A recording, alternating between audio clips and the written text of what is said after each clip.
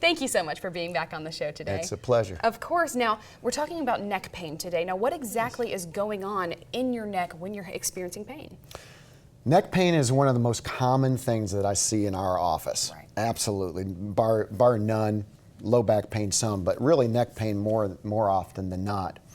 We've got a spine here. This is the neck spine. This is the base of the skull. This is the 7 vertebrae in the neck. Right. When people come in with neck pain, it's real important to understand when they started having the pain, right, and in a thorough consultation, and then do a thorough examination to find out what the underlying cause of that is. Because it can be just a muscle, right, where they can go and get some massage or something like that.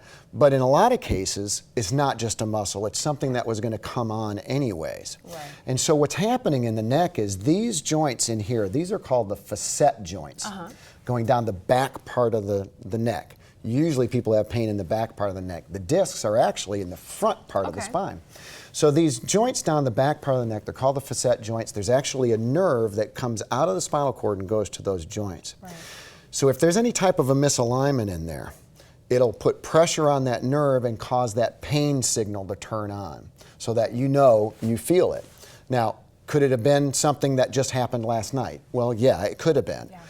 But in a lot of cases, it's something that was going to come on anyways, and that's just the kind of the straw that broke the camel's back. Right, pun, of course. Oh, yeah. Now, when someone comes in, complaining about neck pain, how exactly do you take them through that process to figure out what is actually going on? The first thing we do is we sit down with the patient, just like I'm sitting here with you. Right. Sit down knee to knee with them and say, okay, what's going on with you? Tell me what's going on. When did your neck pain start?